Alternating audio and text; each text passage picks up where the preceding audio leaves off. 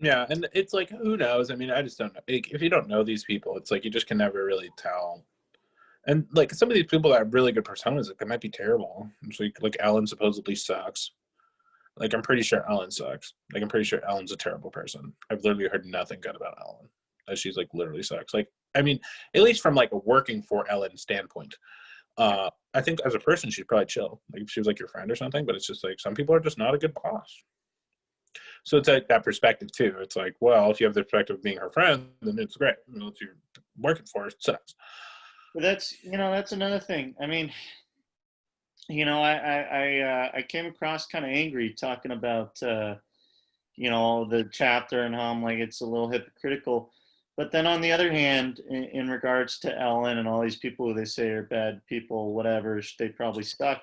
I mean, do they really suck? Can you really blame a person for making a decision that benefits them? Can you really blame a person for doing something that goes against what you do if you understand that the only reason why they made that decision is because with their prior understanding, their prior knowledge, everything that they've learned, they pretty much told themselves that, you know what, this decision I'm making or what I'm about to say, that makes sense in my world from my experiences, and I'm going to go through with it, and I don't see the negative side effects, maybe, or maybe they don't. Do you kind of get what I'm saying? It's a little bigger topic than what I'm leading on.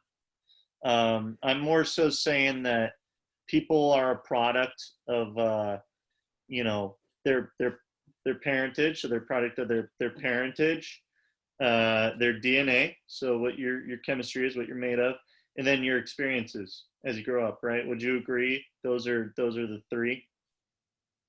Yeah, I guess it probably split up a little different. It's like I feel like there's a lot to be gained like in early to mid childhood. I think is a whole segment, and then from there it's just kind of your experiences as a whole. Like I think that early, like when you're first developing, is extremely important. It's like just talking to old people, it's crazy. Like the things they remember, and it's like a lot of stuff from like then they're very young, like, very very young, and it's just crazy. It's like starting from the 80, they're like talking about when they were 10, 12, whatever, and those are the things that really impacted their life.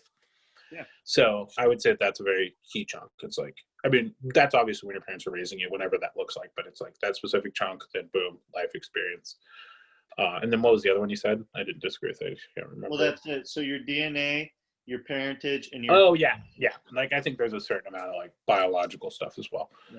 Like going you with could that. have, they were talking about how in the previous chapters, I think it was chapters 4 and 5, or was it 5 and 6? 5 and 6.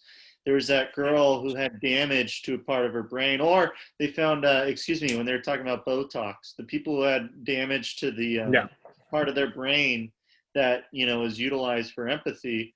Uh, Actually, I don't know if they even talked about that in the book. I might be getting that from another source, but I know that Yeah. they found the part of the brain that's damaged, that's responsible for empathy. You find people are obviously less likely to empathize. So if that happens, if something happened in your development, or say there was something going on with the genome, and you don't develop that same part of your brain as well as other people, can you really blame someone for kind of lashing out and for saying something that's bad? If two things. One, if say their DNA is they haven't been able to develop that, so they're a little stunted in that way. Can you blame them for that? Or two, if we're a product of our parentage, our DNA, and our experiences, and we each have our own individual experiences, which means that we each have our own identities from those three things, which means that we each have our own ways of problem solving, and learning and developing in different ways from our experiences, etc. Can you really blame someone for making a decision that you would not have yourself if they have different experiences that made them a different person than you and your experiences? Does that make sense? Yeah, but I mean, I would still lean on that you can blame them. Is my whole thing. I believe in free will, so it's like even if you're predisposed to any of this stuff, it's like you still actively making the choice. And if you choose to not be actively making the choice, then it's like definitely like you're just not in a good place anyways, because it's like if you understand that in life you're making choices, that makes it a whole lot easier to do that. If you're like, well, I can't make this choice, it's like, well, you can, and you choose every single day what you want to do. obviously, like, some choices are easier for other people to make than, like, that's really what it comes down to, is what choice you make. And some people are predisposed to make certain choices, other people are predisposed to make other choices. But when it comes down to, it's a choice. There's Yeah. plenty of people that have overcome their predispositions to make certain choices, and they make ones that benefit them in the way they want it to benefit them. Well, yeah, no, that's a good point. I mean, free will. I think this is a lot bigger topic than we're kind of getting on. I think it'd probably take a whole nother video call just to go into it all. Yeah. But you know what I'm saying? My theory is, um, I let's say that the human body is the vehicle. The human body is a car. Metaphorically, it's the vehicle. The driver of that car is your consciousness or your soul or whatever you want to call it, right? So let's say those two things are separate. They're separate entities. Well, I identify as Matt Abramo because my consciousness, my driver, was put in the car, this body that was born with this DNA, the two parents I had, and the experiences that I've gone through and constantly, adapted and evolved through. So that's what my vehicle has gone through. But let's say that, the driver, the soul, was in your vehicle. Say that my soul, you take my soul, you put it in, Cedric's body. Well, now I can't really identify as Matt because I have Cedric's DNA, I have Cedric's experiences, I have Cedric's parentage. So now I have Cedric's, I have your identity and I have your upbringing, your ideas, your understandings of things. I don't have my ideas, my understandings anymore. So if that's the Yeah. case, let me make sure I'm able to kind of piece this together correctly. Really, we're all just the same. If we're all just consciousness, if we're all just these souls, we only get the identity from the body, right? So that means that if we're all consciousness, we're all the same, just put in different situations Yeah. and different times and, different stuff.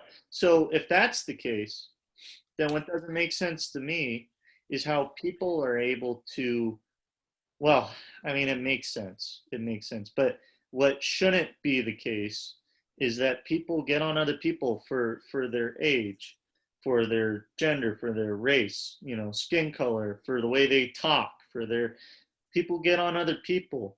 And it's like, well, if you come to that understanding that, we're really all just these consciousness and these vehicles, we're all the same. And I could have been you. I could have been born in your situation. I could have Yeah. gone that. And if that's the case, then I wouldn't want to treat me badly. If I were born in your situation, I wouldn't want to treat me badly. So I might as well treat you well. It's just like, treat others the way you want to be treated, the golden rule.